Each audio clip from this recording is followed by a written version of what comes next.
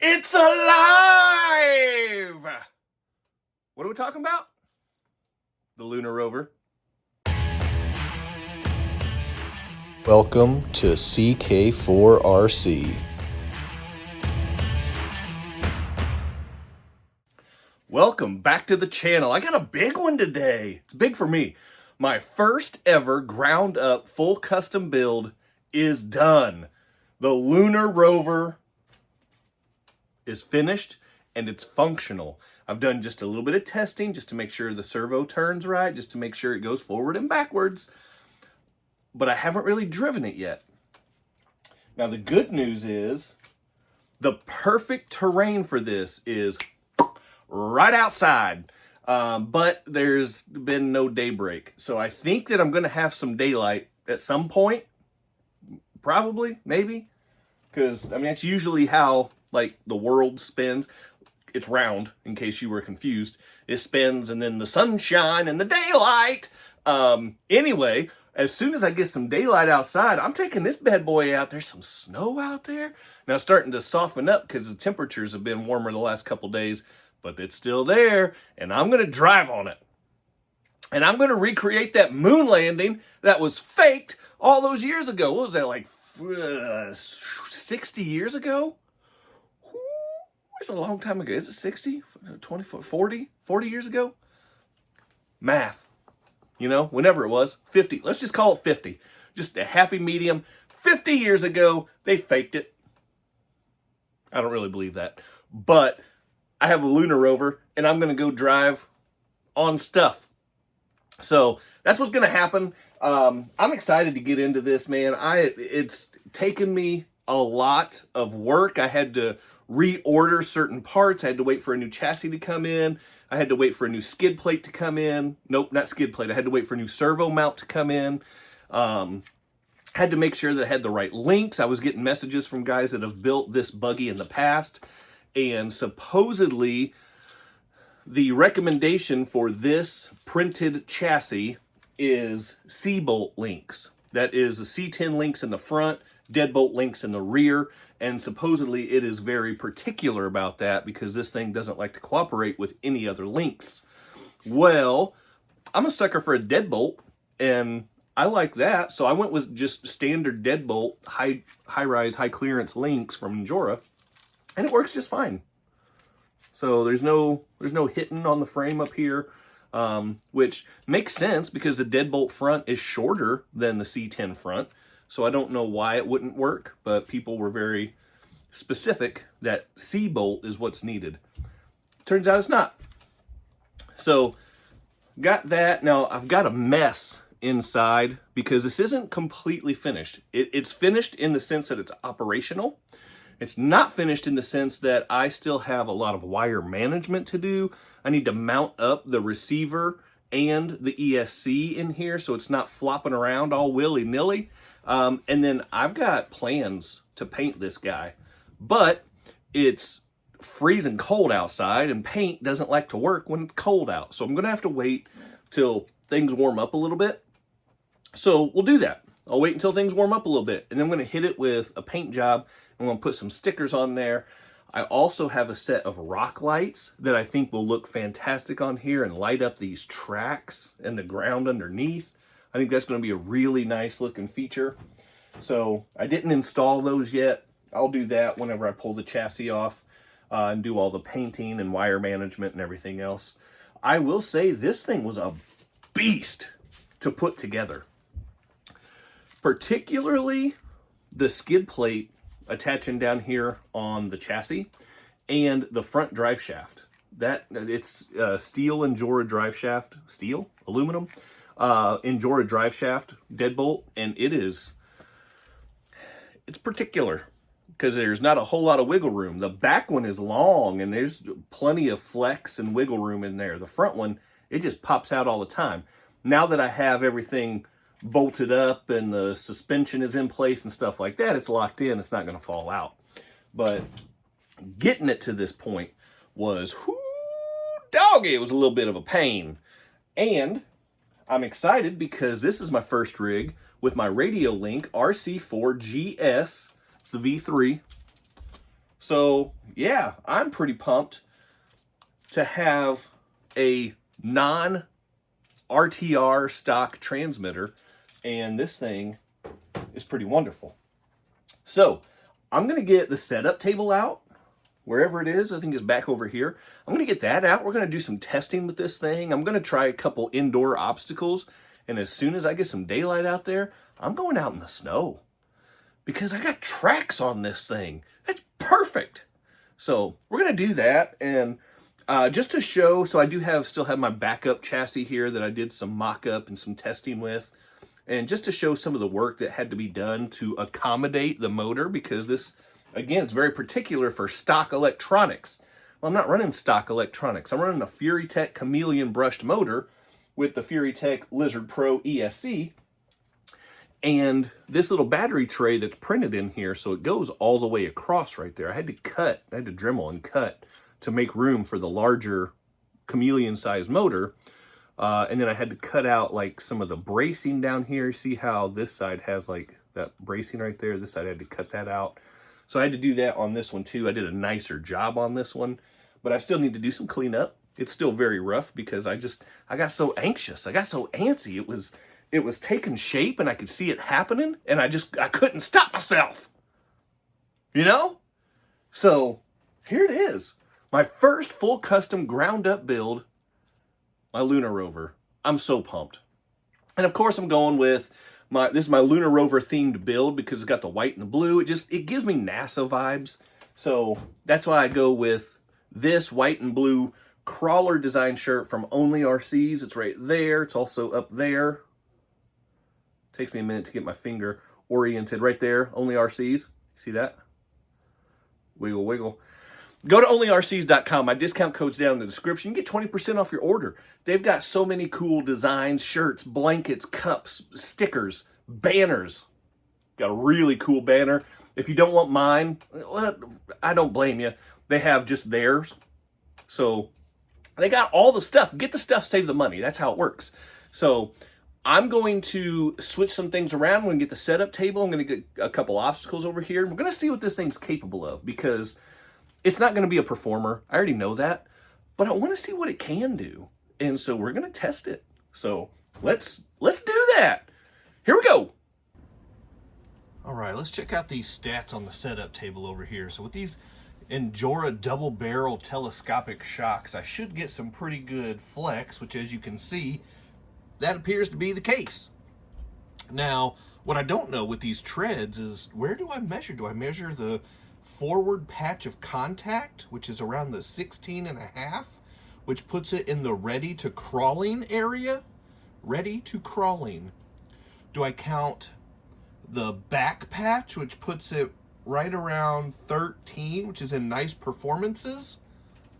Plural, nice performances. I'm assuming we just go right here where the axle is, because that's how you do it when it's a tire, which puts us right around 14, which still falls in the nice performances. So I didn't really know what to expect because I didn't know what these, I've never had a tracked RC before. Well, that's a lie. I do have no, it's not tracked. That's Mecanum wheels. So yeah, this is my first tracked RC. So I didn't know what to expect, but there it is. That is pretty solid as far as flex goes. I feel pretty good about that. So let's get that off of there and let's start checking let's check some incline.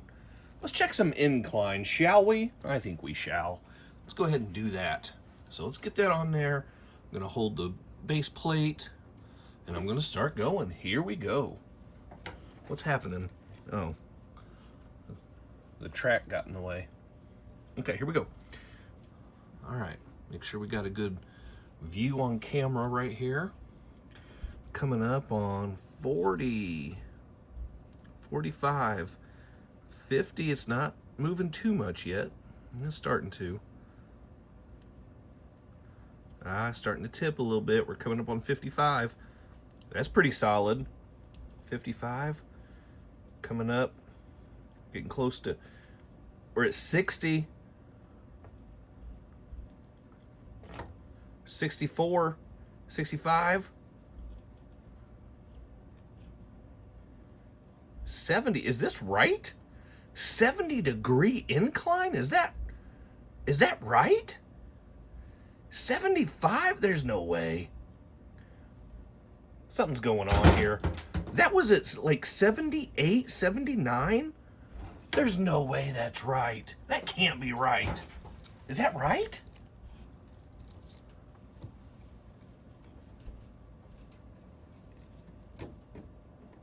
There's no way that's right. Is it because of that? Because there's... Let me see. Reposition it on here to where... Make sure there's nothing grabbing the bottom of the tread. I mean, we're still at 70 and it's planted.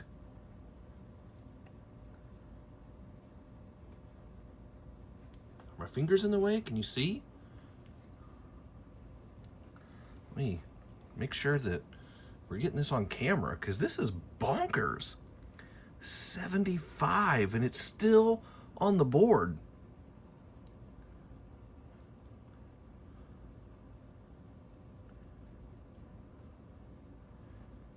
$78, $79, $80 degrees on the incline. I don't know if that's real or not. I don't know if I can trust that.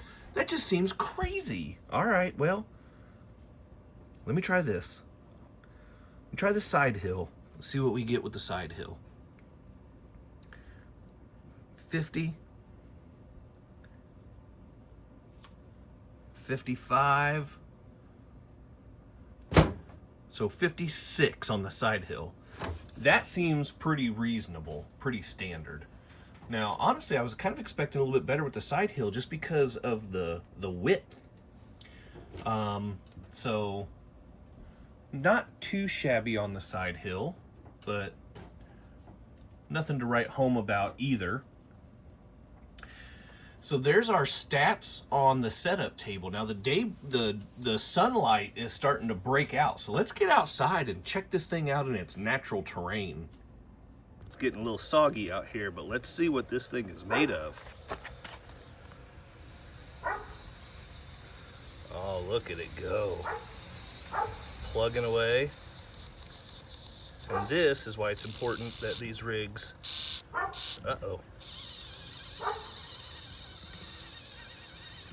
that these rigs stay light, because it really needs to float across the snow. You don't want it digging in and sinking. I'm not sure what's going on here, what's binding up. It's not good.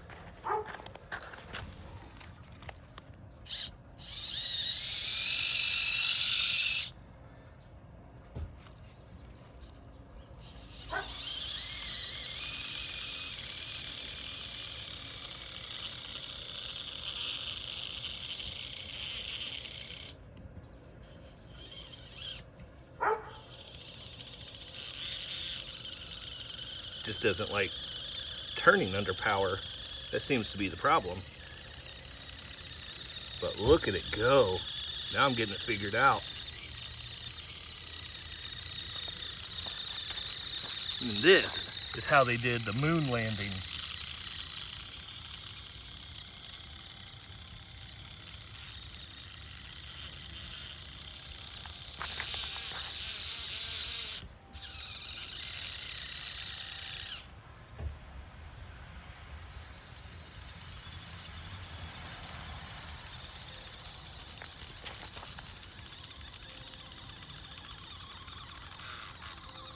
Look at it go. That's cool, man.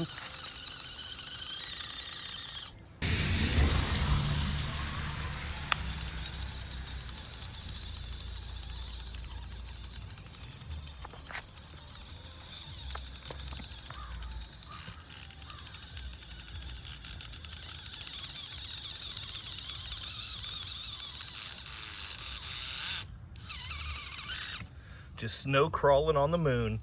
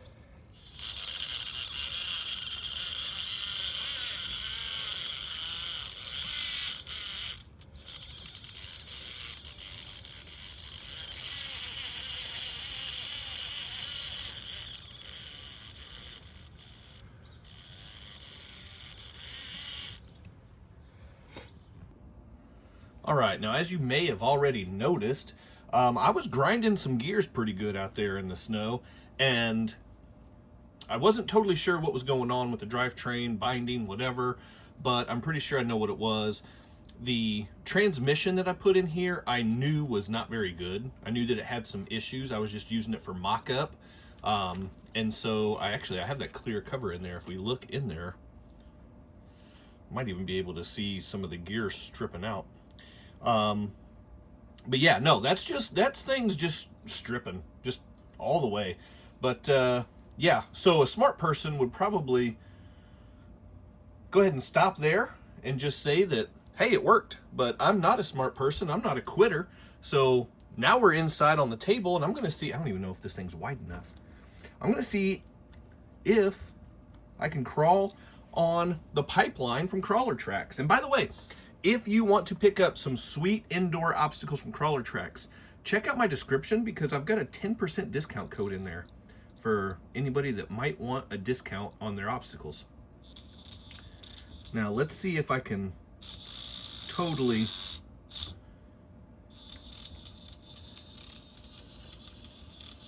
wreck this thing. Look at it go. Look at it go. Hot dog. That is so cool. That is so cool. So I wanted to start with the pipeline because it is probably the easiest obstacle. Now, it is tricky because it's so narrow and those tracks give such a wide footprint. I wasn't real sure. I had to be very careful just to keep it online. But yeah, that's awesome. So let's go ahead and hit that second half again just because that's fun. Get in here. See if we can get some cool flex. Won't be a whole lot of flex. Oh, it's my low voltage cutoff. My battery's dead. All right, let me charge that back up. We will be right back. All right, we are back. Let's get some footage.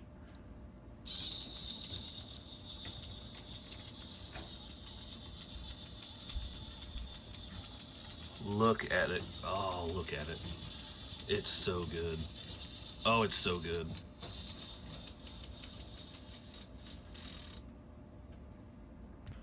And just because I can and it's here and I'm too dumb to quit, let's see if the Lunar Rover can ride the wave. I don't know what to expect with this.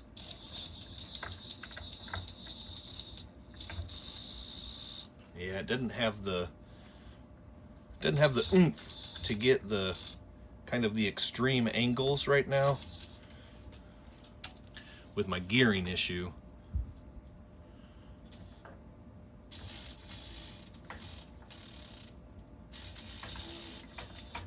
Doesn't mean I'm going to stop though. Keep grinding. Isn't that what they say? Just keep grinding. I mean, this thing it's still so cool. That is so cool. We did it. There we have it. The Lunar Rover is alive and kicking. Well, it's kind of flailing erratically. It's not really kicking real hard right now.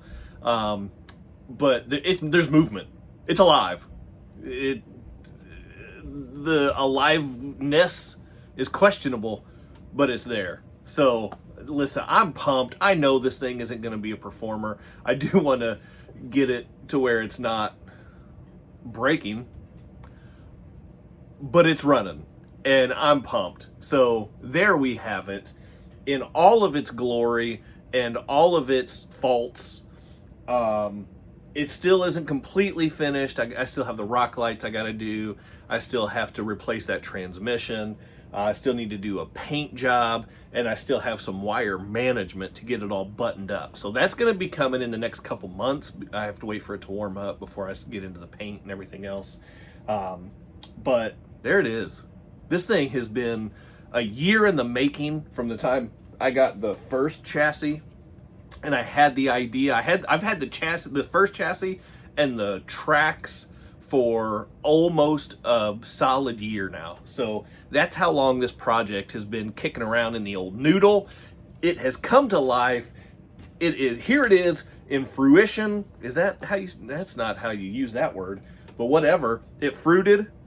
Nope, that's not right either.